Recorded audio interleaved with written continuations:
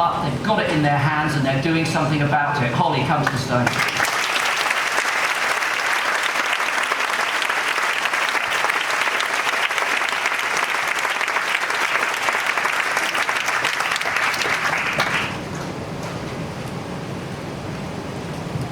My name is Holly, and I'm a youth climate and environmental activist, and I'm involved in several social organisations and charities.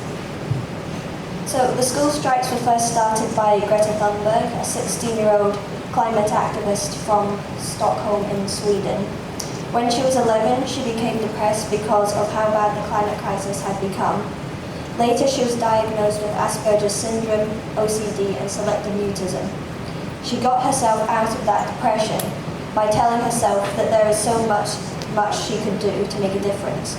So, in August last year, she went on school strike for the climate for 3 whole weeks to demand that the Swedish government follow the Paris Agreement and also to raise awareness among the public.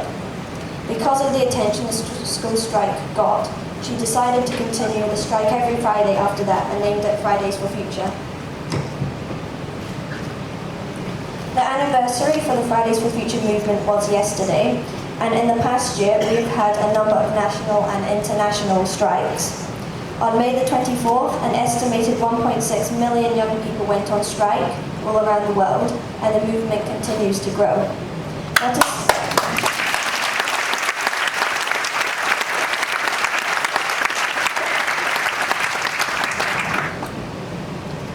What is so amazing is that when Greta started this, she never imagined that it would turn into a global movement, and it is now perhaps the biggest environmental movement in the whole of human history.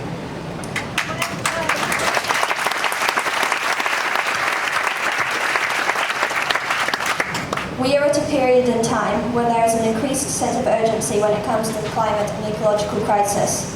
Unless we take rapid, permanent and unprecedented action now, the climate crisis will become irreversible by the year 2030, less than 11 years from now. I will be 25. We, our generation, will have to live with what you do or don't do right now. Your actions will dictate our entire lives. That is a very scary thought, and a thought that definitely drives us to go on strike. To sacrifice our education because we don't know how else to make our voices heard. The fact that we are in the midst of the 6th mass extinction is also very shocking and scary. Up to 200 species go extinct every single day without us even realizing it. The extinction rate is 1,000 to 10,000 times faster than what is considered normal. Our world, the natural world, the climate, the very planet we are living on is being torn apart, and our leaders are doing nothing. So I would like to invite everyone else up on stage now to speak as well. Thank you.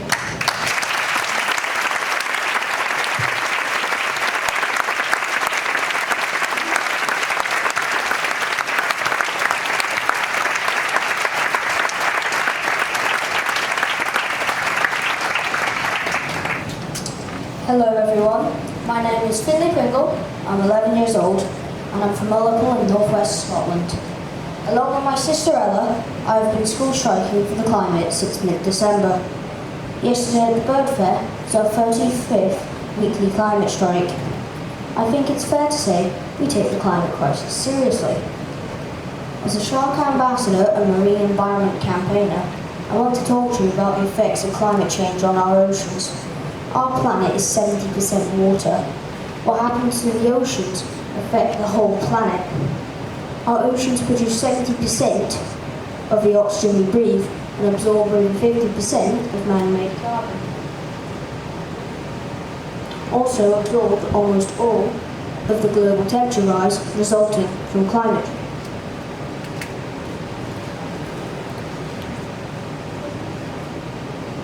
Without the oceans, our air temperatures would already be many degrees higher. But it is clear that our oceans are sick, full of plastic, and the tipping point has been reached. Last year, 30% of the Great Barrier Reef was lost to coral bleaching as a direct result of rising sea temperatures. Think about that for a moment. The largest living organism on the planet is dying due to climate change. Closer to home, seabird populations, such as the puffins that Carrie Simmons was so pleased to see recently, are in severe decline due to the loss of their fish food as a direct result of climate change. Jacques Cousteau famously said, "We only protect what we love." Well, I love the oceans and all the creatures that live there. I will fight and campaign to protect them, and I urge all of you here to do the same. Because my future, your future, and the future of your kids and grandkids, and ultimately the future of our unique blue planet depend on it. Thank you.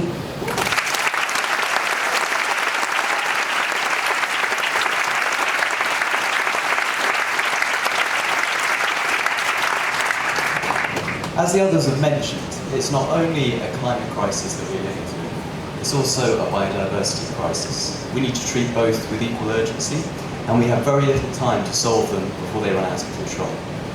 The good news is that in 2020, we have an almost unprecedented opportunity to change environmental policy.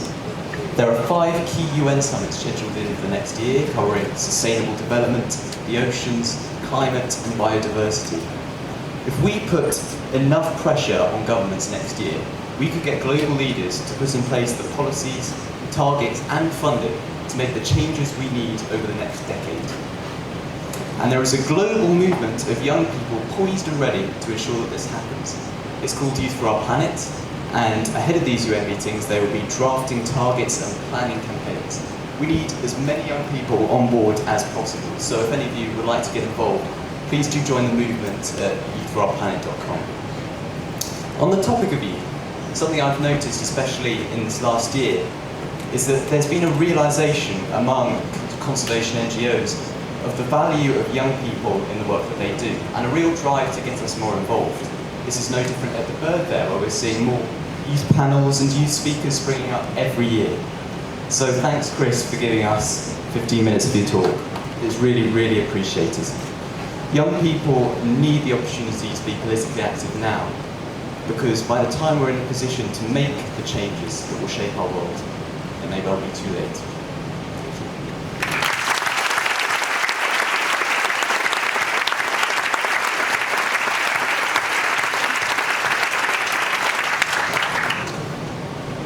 I can't remember not loving animals. A few years ago, my dad read me The Animals of Farthing Wood, the story of a group of animals that have to take a very long journey to a nature reserve because we humans wanted to build houses. This was the first time I was faced with how humans are destroying wildlife. Climate change is massively hurting wildlife. Because of climate change, we may not be able to find Nemo anymore. After being inspired by all the amazing young people I saw at Chris's Walk for Wildlife, I wanted to help make a difference. So when other young people started striking from school, I knew I had to do it too. The first time I stood outside the front of my school striking, I was on my own and a little terrified. But my school was really supportive, and I loved going to Norwich, where lots of young people from around Norfolk came together to stand up for what we believe in. Striking made me feel like I could make a difference, that people would listen.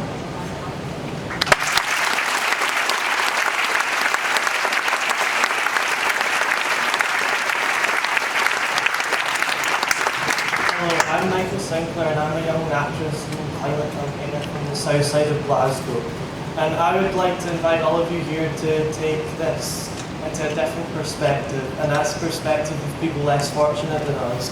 20% of the UK population live in poverty, and that's a big chunk. And if those people haven't had life fair on them, then they're going to see it really difficult to understand the climate crisis and why they should see that as an issue. So I'd like to invite everyone in this room to do something to help people less fortunate than us, have a say, and get them involved in the climate crisis. Because if we don't give everyone an opportunity to be involved in this, then that's not really fair, is it? And everyone's voice is not going to be heard. Thank you.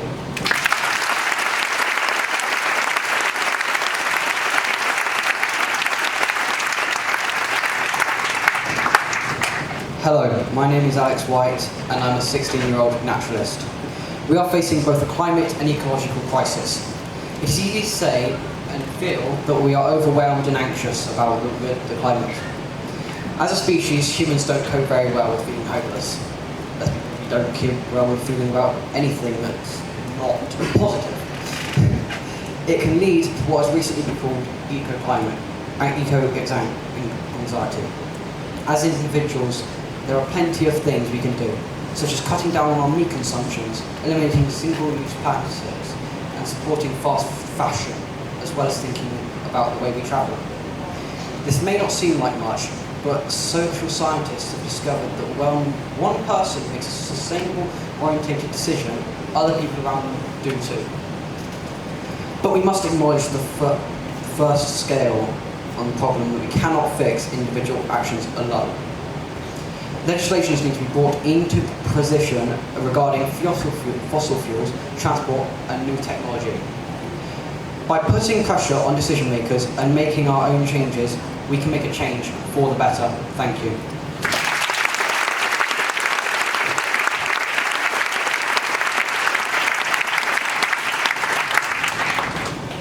I'm Bella Lack, and I think that what's most needed is the restoration of the living systems which we rely on for survival. We can put solar panels on every house, invest in renewables, turn every car and truck electric, and divest from fossil fuels. But as long as our great forests are being slashed and burned, and coral reefs are being bleached, and species are being driven to extinction, any chances of salvaging our future remain out of reach. And if we don't stop waging war on the natural world, nothing else will matter. But if we begin to restore great swathes of land, restore rainforests, maintain peatlands and plant mangroves, then we will sequester carbon from the atmosphere and protect vital habitats of endangered species. Protecting nature also represents over 30% of what we need to do to prevent catastrophic warming. And because the fate of our species is tightly bound up with the fate of the natural world, I can say with absolute certainty that whatever befalls nature will befall humanity too. And therefore, every single one of us in this room and beyond has a responsibility to do everything we can for the natural world and for the future of our species. It begins in your gardens and allotments and parks, but must also extend out to rainforests, peatlands and mangroves. And some may ask, why must we do this? So I'm going to leave you with a quote from an ancient American proverb. We don't inherit the earth from our ancestors, we simply borrow it from our children. Thank you.